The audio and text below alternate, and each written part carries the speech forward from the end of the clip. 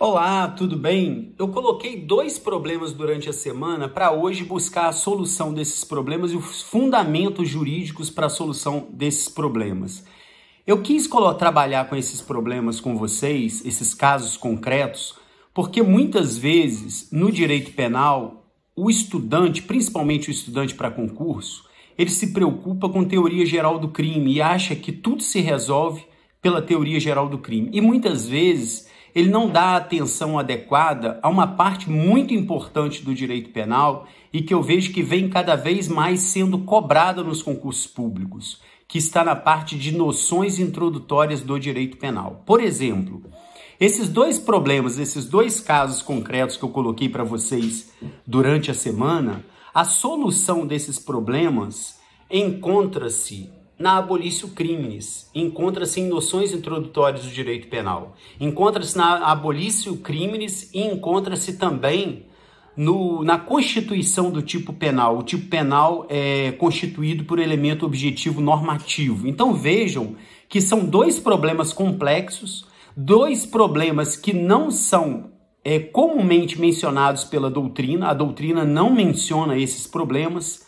E a resposta a esses problemas encontra-se nas noções introdutórias do direito penal. Então também não pode o aluno que está estudando para concurso público ficar preso só em teoria geral do crime. Teoria geral do crime é muito importante, mas nós temos outras partes, além de teoria geral do crime e teoria da pena, que geralmente todo mundo fica muito preocupado em aprender, nós temos noções introdutórias de direito penal, que também é um tema riquíssimo e precisa ser muito bem explorado e aprofundado para você que está almejando a passar no concurso público conseguir êxito aí no seu propósito. Então vamos lá, eu coloquei dois problemas. No primeiro problema, João falsificou notas de real, cédulas de real, foi processado e durante o processo, durante a instrução criminal, poderia ser também depois do processo, o governo tirou o real de circulação, substituindo a moeda real por outra moeda.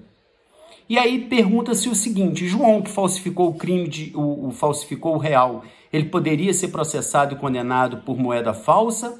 Ou essa substituição, essa sucessão de moeda, do real por outra moeda, importaria numa abolício criminis para a conduta praticada por João? Esse é o primeiro problema. O segundo problema refere-se à conduta de José, que imputa falsamente a João a prática de um furto. Essa imputação falsa feita por José a João deu ensejo à instauração de um inquérito policial e, durante a instrução do inquérito policial, ficou provado que a imputação feita por José a João era falsa e, portanto, a coisa virou contra ele. O Ministério Público acabou denunciando José por crime de denunciação caluniosa, porque ele imputou falsamente a João a prática de um furto. E aí a questão toda é o seguinte: durante o processo ou até mesmo após a condenação, o furto deixou de ser considerado crime, houve uma abolício criminis em relação ao furto. E José, que praticou o crime de denunciação caluniosa porque imputou a João a prática de um furto, imputou a João falsamente a prática de um furto, seria beneficiado pela abolício criminis do furto, já que ele imputou falsamente a João a prática de um furto? Vejam, nos dois casos, a resposta é negativa. Nos dois casos, tanto de João, que falsificou a cédula de real, quanto de José, que imputou falsamente a João a prática de um furto, a substituição da moeda real e o fato de o furto ser descriminalizado não vai interferir na conduta criminosa praticada por João, que falsificou notas, e por José, que imputou falsamente a João a prática do crime de furto. E por que a mudança da cédula de real para outra nota e o fato de o furto ter sido excluído do rol de crimes, por que isso não vai interferir na conduta dos agentes que praticaram o crime de moeda falsa e o crime de denunciação caluniosa? Olha que interessante. A resposta para os dois questionamentos encontra-se em noções introdutórias de direito penal. Nós temos tanto o tipo do 289, que trata da moeda falsa, quanto do crime do 339, que trata do crime de denunciação caluniosa, são crimes compostos por elementos objetivos normativos. Nós já vimos, inclusive aqui, que os tipos penais, ora eles têm elementos objetivos e elementos subjetivos. O elemento subjetivo, por excelência, é o dolo, todos nós conhecemos. E entre os elementos objetivos, nós temos duas espécies de elementos objetivos. Nós temos os elementos objetivos descritivos, que são aqueles que não necessitam de valoração por parte do juiz, são percebidos pelos sentidos, visão, tato, olfato, audição, e os elementos objetivos normativos, que necessitam de valoração por parte do juiz. Havendo um tipo penal que contenha um elemento objetivo normativo, o juiz terá que fazer uma valoração a respeito desse elemento objetivo normativo.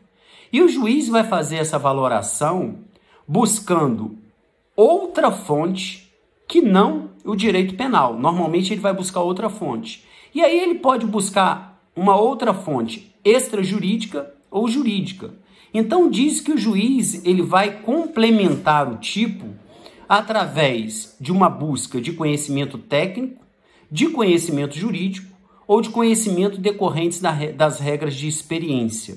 Já falei inclusive aqui também, por exemplo, o furto praticado durante o repouso noturno tem a pena aumentada. E o que é o repouso noturno? Repouso noturno é um clássico elemento objetivo normativo que necessita de valoração por parte do magistrado. E o juiz vai fazer essa valoração a partir de regras de experiência. Repouso noturno para uma grande cidade como São Paulo pode ser, por exemplo, depois de meia-noite. Agora, no interior, numa fazenda, depois das 7, 8 horas da noite, já é considerado repouso noturno, que é normalmente o horário em que as pessoas se recolhem para dormir. Então vejam que o repouso noturno, ele precisa ser valorado pelo juiz, e o juiz vai fazer essa valoração a partir de regras de experiência. A mesma coisa acontece com o crime de infanticídio, estado puerperal, matar o próprio filho durante o parto ou logo após, estando a mãe em estado puerperal. O que é estado puerperal? Ninguém sabe o que é estado puerperal. O juiz vai ter que revelar o que é estado puerperal através de uma valoração. E ele fará uma valoração técnica. Como que ele vai fazer essa valoração técnica? Ele vai buscar uma fonte fora do direito penal. Vai chamar um perito, geralmente um psiquiatra, e o psiquiatra vai fazer uma análise nessa mãe e vai então procurar identificar se essa mãe que matou o filho durante o parto ou logo após, se ela realmente estava em estado puerperal a ponto de ter a sua capacidade delimitada ou diminuída. Então isso que é o elemento objetivo normativo. Agora, o importante para a gente entender o tipo penal que contém elemento objetivo normativo é a gente entender que o tipo penal que contém elemento objetivo normativo, ele é fechado, ele é completo. Ele não é um tipo penal que tem um preceito indeterminado como a norma penal em branco. O tipo penal que contém o elemento objetivo normativo, ele está completamente fechado e é completo. Ele não precisa de integração. O juiz vai buscar essa valoração fora ou até dentro do ordenamento jurídico, mas em outra norma, apenas para enriquecer e esclarecer o conteúdo do elemento objetivo normativo, mas ele não vai integrar nada. Ele vai apenas buscar um maior esclarecimento a respeito daquela expressão que precisa ser valorada por ele, mas não precisa integrar nada, não precisa preencher lacuna, não precisa completar o tipo penal, diferente da norma penal em branco. A norma penal em branco, ela tem um preceito indeterminado, e esse preceito indeterminado ele precisa ser integrado, e ele será integrado através de um outro ato normativo, que pode ser de várias naturezas, pode ser um decreto, uma portaria, uma medida provisória, entre outros atos normativos. Agora, há uma diferença absurda entre um preceito que contém elementos objetivos normativos, que são preceitos completos e não precisam de integração, que o juiz vai fazer uma valoração recorrendo a regras jurídicas ou extrajurídicas, mas apenas para esclarecer um tipo que está completo. Há uma diferença enorme desse caso para a norma penal em branco, em que o preceito precisa ser integrado através de outro ato normativo e o preceito é incompleto. Por ser um preceito incompleto, ele precisa ser integrado. Nesses dois exemplos, nesses dois casos que eu dei, de João que falsificou o real e o real saiu de circulação durante o processo ou após a condenação, e no caso de José que imputou falsamente a João um crime de furto, dando ensejo à instauração de um inquérito policial praticando, portanto, José o crime de denunciação caluniosa, nos dois casos nós temos tipos completos, só que eles contêm elementos objetivos normativos. E o juiz vai esclarecer esses tipos penais recorrendo a normas extrajurídicas ou a normas jurídicas. Então o juiz, por exemplo, vai recorrer à regra de experiência para saber qual é a moeda em circulação, para saber que João falsificou o real. E para saber que José praticou o crime de denunciação caluniosa quando imputou a João falsamente a prática de um furto, ele vai recorrer ao Código Penal para verificar se o furto constitui um crime. Agora vejam, a resposta está aí. Se são dois tipos, o 289, que trata da moeda falsa, e o 339, que trata da denunciação caluniosa, se são dois tipos penais completos, se aquele complemento que o juiz precisa para esclarecer esses tipos penais que são completos, revogados esses complementos, revogados a moeda falsa, o real como moeda falsa e revogado o furto como crime na denunciação caluniosa, isso não vai interferir no crime praticado por João de moeda falsa e no crime praticado por José de denunciação caluniosa, porque os crimes são descritos por tipos completos. Então, a revogação do complemento não vai se tornar um abolício crimes em relação ao crime praticado por João e também em relação ao crime praticado por José. Falsificar moeda continua sendo crime.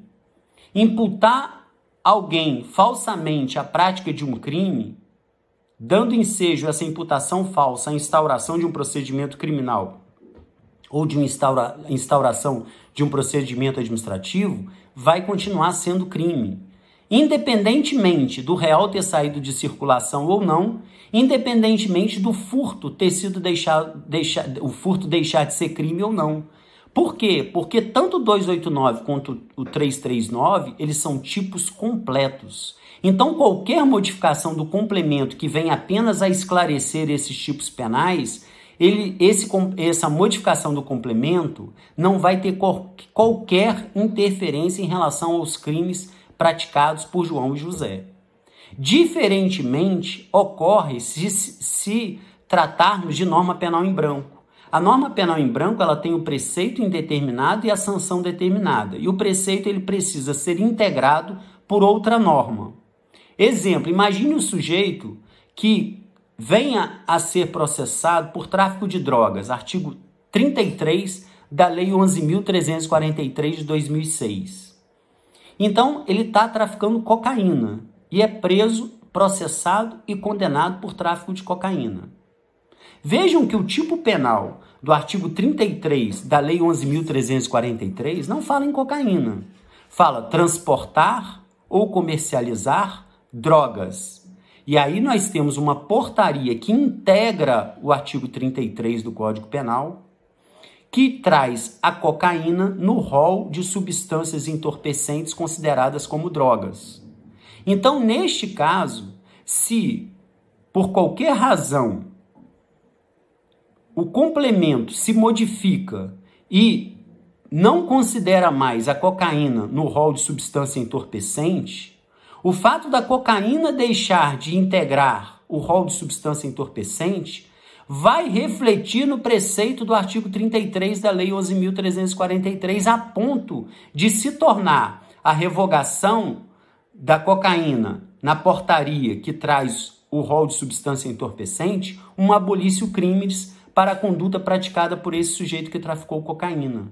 Percebeu a diferença? São coisas diferentes. Nos 2 primeiros casos que eu dei para vocês, denunciação caluniosa e moeda falsa, o tipo é completo, o tipo é fechado. Então, qualquer modificação do complemento não vai interferir no crime praticado pelo sujeito que praticou a conduta descrita no tipo do 289 e do 339, porque o tipo é completo, ele não precisa ser integrado. Diferentemente do que ocorre na norma penal em branco. Na norma penal em branco, o preceito é incompleto. Ele precisa ser complementado. Se houve alguma modificação do complemento, como o complemento integra a norma penal em branco, que é incompleta, pode sim se tornar uma abolício crimes. Isso é muito importante, né? Eu ressaltei aqui que a norma penal em branco tem o preceito indeterminado e a sanção determinada. E disse até que, para a maioria da doutrina, a norma penal em branco não fere o princípio da legalidade, porque, apesar de ter o preceito indeterminado, nós sabemos que o preceito ele precisa ser integrado por conhecimentos técnicos, mas o tipo penal descreve a essência do crime. Então, no caso de norma penal em branco, realmente o preceito é incompleto e precisa ser complementado. Agora, ele precisa ser complementado e ele só é incompleto no que diz respeito a conhecimentos técnicos. Por isso que não há ofensa ao princípio da legalidade ou da taxatividade. Então, muita atenção para isso. Nós temos preceitos completos, mas preceitos completos que têm na sua descrição elementos objetivos normativos, e os elementos objetivos normativos necessitam de valoração por parte do juiz, e o juiz vai recorrer a fontes jurídicas ou extrajurídicas para esclarecer esses preceitos que contêm elementos objetivos normativos. Mas volto a insistir, o preceito é completo, por isso que modificação no complemento em que o juiz foi buscar para esclarecer o tipo penal que é completo, não vai importar em abolício crimes na descrição desses crimes. Diferentemente, acontece com a norma penal em branco, que o tipo é incompleto e precisa ser preenchido, precisa ser complementado, integrado por outra norma. Havendo modificação do conteúdo dessa outra norma que complementa o preceito da norma penal em branco, aí sim nós podemos ter o que se chama de abolício crimes. Então vejam o quão importante é a gente entender a natureza e o conteúdo dos preceitos que descrevem os crimes e institutos muito superficiais e muito introdutórios como abolício crimes. Tenho certeza que se você estudou abolício crimes, você não imaginou que uma questão envolvendo abolício crimes poderia ter essa complexidade. Eu espero que eu tenha colaborado com os seus estudos de direito penal.